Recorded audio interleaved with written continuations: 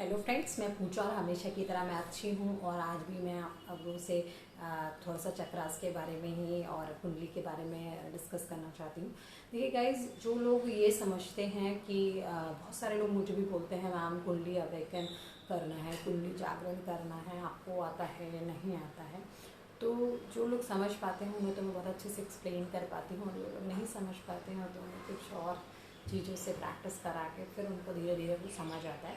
तो देखिए, मैं यहाँ पर ये बोलना चाहती हूँ कि जो चक्रा ध्यान है उसके लिए मैंने आपको ऑलरेडी एक वीडियो बनाया है जिसमें मैंने बताया। यहाँ पर मैं कुंडली के बारे में थोड़ा सा बताऊँगी। जो हमारी कुंडली नहीं होती है वो हमारे रूट चक्रा यानी मूलाधार में एक क्वाइल्ड स्नेक, मतलब जैसे सांप एक पेंडली मार के बैठता है, इस तरह से वो होती है, वहाँ पर रहती है।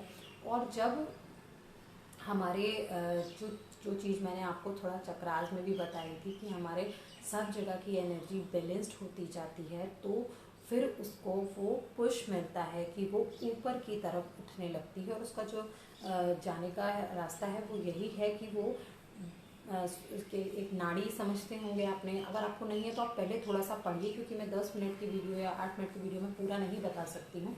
तो जो सुषुम्ना नाड़ी है हमारी और पिंगला नाड़ी, उसके बीच से उठती हुई यहाँ बिल्कुल यहाँ तक स्ट्रेट जाती है। तो उसका जो मेन द्वार है वो वायु द्वार जिसको बोलते हैं, उसके थ्रू वो जाती है। तो कुंडलिनी जागरण के बहुत सारे तरीके हैं, प्राणायाम, योगा, स्पिरिचुअल प्रैक्टिस, मतलब मेडिटेशन एंड ऑल, है ना। तो इससे आपकी कुंडली क्या होती है, ऊपर की तरफ आने लगती है। अब कोई ये ऐसा नहीं है, मिरेकल नहीं है कि मतलब आप लोगों ने 10 दिन प्रैक्टिस की तो हो जाएगा, या 1 महीने तक प्रैक्टिस की तो हो जाएगा, कुछ सालों तक प्रैक्टिस की तो ही हो जाएगा।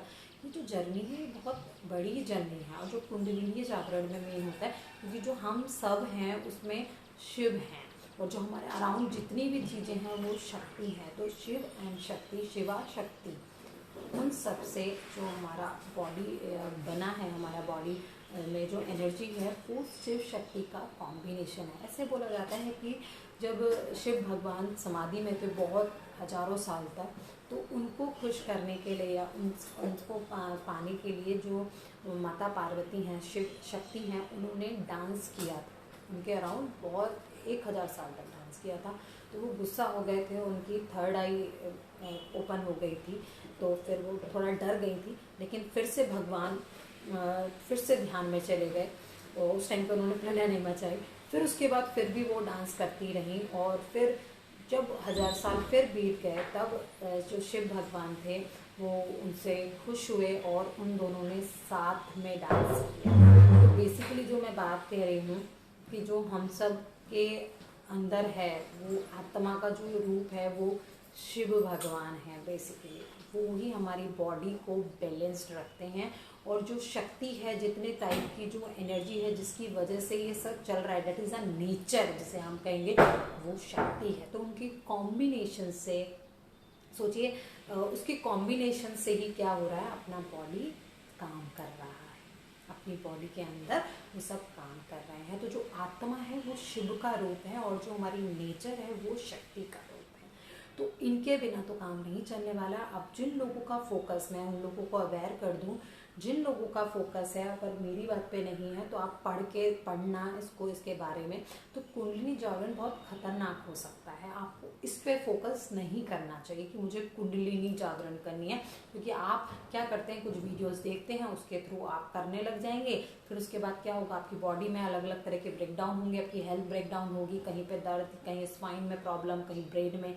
तो क्योंकि ये सब मामूली नहीं है, जो मैंने बोला 1000 साल तक की जो शक्तियाँ, एनर्जी जो कंसंट्रेट करी गई है, जो एनर्जी को कलेक्ट किया गया है, इट इज़ नॉट ईजी। मतलब ये कुछ दिनों की यात्रा नहीं हो सकती है। और उसमें आप तरीके से सही अपनी एनर्जी भी नहीं डालेंगे और सीधे कुंडलिनी जागरण पे बैठ गए, आपको मेडिटेट होना भी नहीं आता, आपको अपनी एनर्जी का एहसास तक नहीं हो, और आप सीधे कुंडलिनी जागरण पे बैठे, तो बहुत डिजास्टर हो सकता है। तो आप लोग ये मत करिएगा।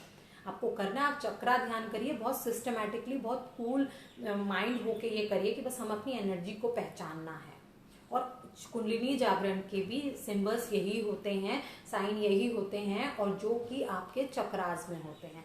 बेसिकली आपके सारे चक्रों को पार करती हुई यहाँ जब चली जाती है तो उसको हम कुंडलिनी जागरण बोलते हैं। और उसके लिए आपको जैसे साइन है वो क्या है कि आपको मेंटल एबिलिटी, मतलब आपको पता है कि आपको इमोशनली रैशनली कैसे चीज़ों को देखना है, समझ बढ़ जाएगी, आपकी अवेयरनेस बढ़ जाएगी, आपकी सेल्फ स्टीम आपको समझ आएगी, आपकी जो इच्छाएं हैं वो ऑटोमेटिकली कंट्रोल हो जाएंगी, आपकी जो फालतू की जो संस्कार चले आ रहे हैं, गुस्सा है और ये सब मतलब लोगों को प्रति लालच है और ये सब आपका अपने आप से ही बैलेंस हो जाएगा, ये सब आपकी अपने आप ही समझ आने का ये सब बेकार है। और दूसरा आपको फिजिकली वो अवेयरनेस फील हो जाएगी कि हाँ you would be able to know everything, मतलब आप सब चीज़ों को जागरूक हो जाएंगे, सब चीज़ों के प्रति आपकी नज़रिया बदल जाएगा। बेसिकली आपको सिर्फ वो चीज़ नहीं दिखेगी कि ये चीज़ ये है, इसका नाम ये है, ये ऐसी दिखती है, वैसा दिखता है, आपको हर चीज़ में वो एनर्जी फील होने लग जाएगी। That is the main sign of Kundalini जागरण, ठीक है। और ये सब मैं अपने अंदर फील कर रही हूँ, मुझे नहीं पता कि कुंडली जागरण हुई है नहीं, लेकिन मैं बहुत सारे ट्रमेंडस चेंज अपने अंदर फील कर रही हूँ। और जो एक और चीज जो है उसमें है कि आपको अनएक्सपेक्टेड रिजल्ट्स मिलेंगे, मतलब जहां से आपने सोचा भी नहीं होगा वहां से आपको रिजल्ट्स मिलने लगेंगे। दैट इज कॉल्ड मिरेकल्स, मतलब वो आपकी लाइफ में एक मिरेकल की तरह काम करेगा। तो ये सब साइन है। और गाइस मैं आपको बोलूंगी प्लीज इसकी तरफ मत जोड़िए, आप उसको नाद दीजिए और वो नाद आपको चक्रा ध्यान से मिलेगा। नाद मतलब उसको मूवमेंट दीजिए, वो सीधे पड़े ना रहे, वो मूवमेंट करे वहां पर, ठीक है। तो धीरे धीरे धीरे धीरे जब वो मूवमेंट करके ऊपर आएगी तो वो एक सही तरीका है। बाकी ऐसे ही किसी का आपको गाइडेंस नहीं है, ना आपका कोई गुरु है, ना आपने समझा है और आप बैठ गए हैं कि बस मैं तो कुंडलिनी जागरण करके रहूंगा, नेट पे हमने पढ़ लिया, गूगल से हमने सर्च कर लिया, तो वो सब कुछ सही नहीं है। I am telling you again and again, आप चीजों को समझिए, एनालाइज करिए, थोड़ी जागरूकता लाइए। तो सेम चीज अगर आप चक्रा ध्यान करते हैं तो उससे भी आपकी ये सब चीज होती है, आपका मेंटल स्ट्रेस, आपकी एंजाइटी और आपका स्ट्रेस, डिप्रेशन, ये सब गायब हो जाता है। आपकी मेंटल थॉट्स बड़ी क्लियर हो जाती हैं, आपकी सेंसिटिविटी क्लियर हो जाती है, जो आप किस चीज के लिए आपको सेंसिटिव होना चाहिए, किसके लिए नहीं होना चाहिए, आपका हेल्थ अच्छा हो जाता है, आपका टमी बहुत स्ट्रांग हो जाता है, क्योंकि जितनी भी बीमारियां हैं वो टमी से ज़्यादा क्रिएट होती हैं, तो वो सब ठीक हो जाता है। तो बहुत सारे बेनिफिट्स हैं। तो मैं कहूँगी यू शुड गो टुवर्ड्स चक्रा ध्यान, आपको चक्रा ध्यान की तरफ जाना चाहिए, उसको डेली करना चाहिए, वो कुंडली जागरण वाला विचार मन से हटा देना चाहिए। ये मेरा पर्सनल सजेशन है, बाकी आपको जो लगे। और किसी भी गुरु के मतलब किसी भी जो एक्सपीरियंस हो उससे बिना सीखे ये मत करिएगा गाइस, मैं आपको सच बता रही हूँ। और जो इंसान जब ये अपने आप जागरण हो जाता है तो उसको किसी की फिर जरूरत नहीं होती है।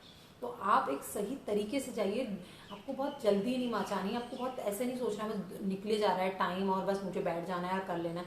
पहले आप धीरे धीरे ध्यान को समझिए। बहुत सारे पोजेज ऐसे हैं जो कुंडलिनी जागरण के लिए यूज करते हैं, योगा करते हैं, दैट इज नॉट इनफ, वो सब एक तरीके हैं बस। लेकिन उन तरीकों पे हमें कंसंट्रेट नहीं करना, हमें कंसंट्रेट करना है अपनी एनर्जी पे। और इसीलिए मैं आपको बार बार बोल रही हूँ, हमारे सारे चक्रों को जो एनर्जी प्रोवाइड करता है वो हमारा जो है सूर्य भगवान है, सूर्य देवता है। तो इसलिए हमें मॉर्निंग टाइम में इसको कर लेना चाहिए, जिससे हमें डायरेक्टली उनकी वो जो एनर्जी है जो हमारे इन चक्रों को, हमारे जो गार्ड्स हैं तो उनको स्ट्रॉन्ग रख सके, है ना, हमारी थॉट्स को क्लियर रख सके। होपफुली आपको मेरी बातें समझ आई हों, और समझ आई हैं तो प्लीज़ इसको फॉलो करिए। अभी मैं 1 बाय 1 आपको इनका रूल बताने वाली हूँ कि क्यों करते हैं हम चक्रा ध्यान और किस किस पार्ट पर हमारा क्या मतलब रोल है, कौन कौन किस तत्व को कर रहा है। देखिए हमारा जो शरीर है वो 5 तत्वों से बना है ना, तो इसी के बारे में हम नेक्स्ट वीडियो में डिस्कस करेंगे। Thank you guys, thank you for watching.